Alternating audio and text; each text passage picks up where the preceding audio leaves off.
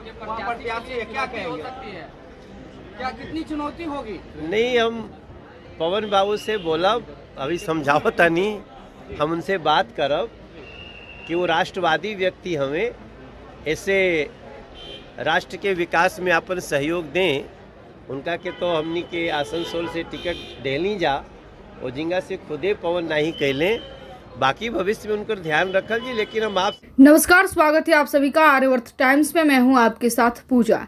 पटना पहुंचे बीजेपी सांसद मनोज तिवारी ने इंडिया महागठबंधन के नेताओं को खूब सुनाया। उन्होंने कहा कि इतनी गर्मी के बावजूद भी देख लीजिए किस तरह का माहौल है, हमारे जनसभाओं में किस तरह से भीड़ उमड़ रही है। इस बार बिहार की 40 सीट हम जीतेंगे।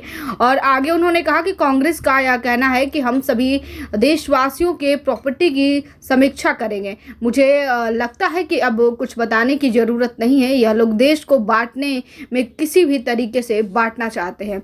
उन्होंने तेजस्वी यादव को कहा कि इस बार कुछ भी कर ले उनका सुपड़ा साफ हो जाएगा।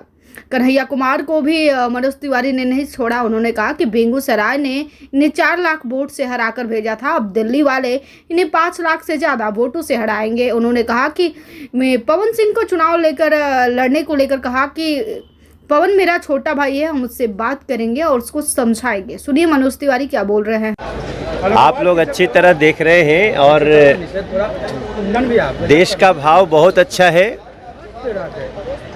इतनी गर्मी के बावजूद भी लोगों का उत्साह बहुत अच्छा है और हमें पूरा विश्वास है कि बिहार में भी इस बार भी हम लोग स्वीप करेंगे। आज मैं अररिया जा रहा हूँ।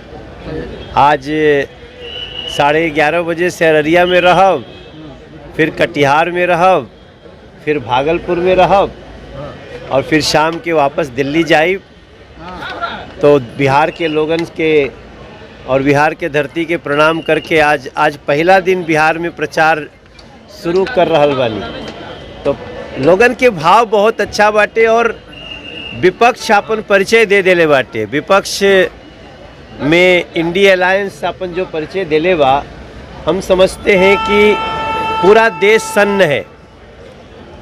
कांग्रेस का ये कहना कि हम सभी देशवासियों के प्रॉपर्टी की समीक्षा करेंगे, उनके सोने चांदी की समीक्षा करेंगे और हम बाकी अल्पसंख्यक में और ख़ास तौर से उनका अल्पसंख्यक मतलब कोई बुरा न माने, मुस्लिम्स में उसको हम बराबर बांट देंगे और बैंक को इस बैंक के श्योर करेगा कि वो ऐसा कर रहा है।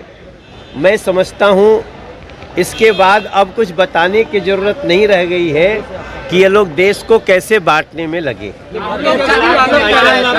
तेजस्वी यादव कह रहे हैं कि इस बार बीजेपी का सुपड़ा साफ हो जाएगा। तेजस्वी यादव कह रहे हैं आप लोग 400 पार का नारा दे रहे हैं लेकिन वो सुपर फ्लॉप बता रहा है। देखिए, अब जिनका सुपड़ा बार बार साफ होते रहता है तो वो सुपड़ा साफ होने के महारथी बन चुके हैं। अब वो दूसरे का सुपड़ा देखने की जगह अपना सुपड़ा देखें।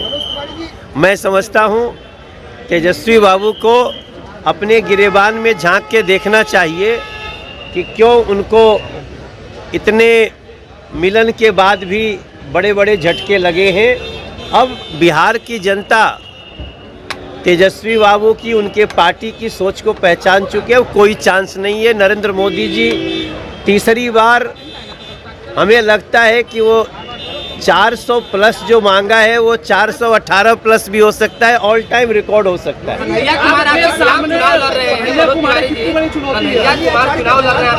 अब भाई बेगूसराय ने 4 लाख से हरा के भेजा था, अब दिल्ली वाले मुझे लगता है 5 लाख से ज़्यादा से हरा के भेजेंगे, क्योंकि ये टुकड़े टुकड़े गैंग को देश का कोई व्यक्ति स्वीकार करने वाला नहीं। अच्छा, चुनावी मैदान में है। भूपेश बघेल ने कहा है कि बैंकिंग संतुलन पीएम का खराब हो गया।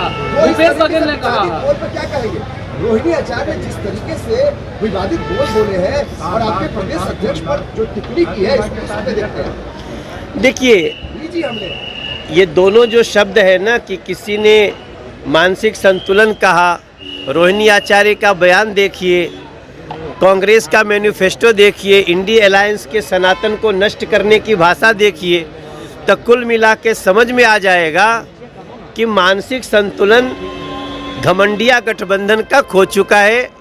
और जब कोई एकदम रसातल में जाए लागेला तो ऐसा ही कुल भाषा निकलेला। लोकसभा का पवन सिंह चुनाव लड़ रहा है, काराकाट से निर्दलीय है। भूपेंद्र कुशवाहा एनडीए के प्रत्याशी है, क्या कहेंगे?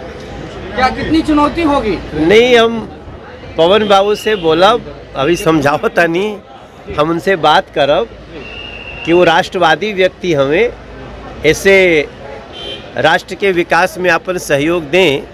उनका के तो हमनी के आसनसोल से टिकट डेली जा ओजिंगा से खुदे पवन नहीं कैलें, बाकी भविष्य में उनकर ध्यान रखल जी। लेकिन हम आपसे क्या कहीं, हम पवन से बात करे वाला लोगों से क्या अपील करेंगे सर? लोगों से क्या अपील करेंगे? पॉलिटिक्स कर रहे हैं क्या पवन? ना ऐसा नहीं। लोगों से क्या अपील करेंगे? पवन बहुत अच्छा लड़का, हमार छोट भाई है, ओकरा से हम अभी बतियाई, ज़्यादा कुछ नहीं कहो। हम कोशिश करते नहीं कि बात करके ओकरा के समझा दी।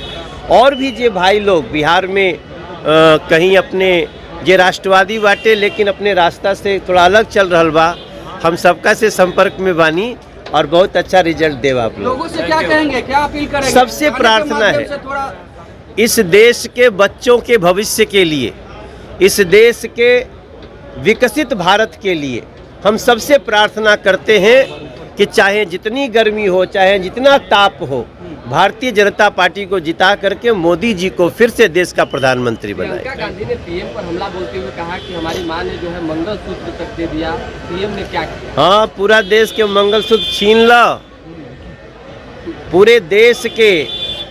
भाई हम क्या कहें? देखिए, उन्होंने खुद लिखा है कि हम सारे गहना गुड़िया जो भी होगा उसको समीक्षा करके और जिनके ज़्यादा बच्चे होंगे उनमें बांट देंगे। तो इसका मतलब मंगलसूत्र भी छीन लोगे? तो मंगलसूत्र छीनने वालों, तुम तो अपने परिवार के ही मंगलसूत्र की बात करते रहे हो, यहाँ पूरे देश के मंगलसूत्र को छीनने की बात किए हो। और ये देश का गरीब से लेके और हर व्यक्ति जवाब देगा पूरे घमंडिया गठबंधन। फिलहाल इस खबर में इतना ही। बने रहिए हमारे साथ, देखते रहिए आर्यवर्त टाइम्स। हमारे चैनल को लाइक करें, सब्सक्राइब करें, कमेंट करके जरूर हमको बताएं। खबर आपको कैसी लगी? वीडियो देखने के लिए धन्यवाद।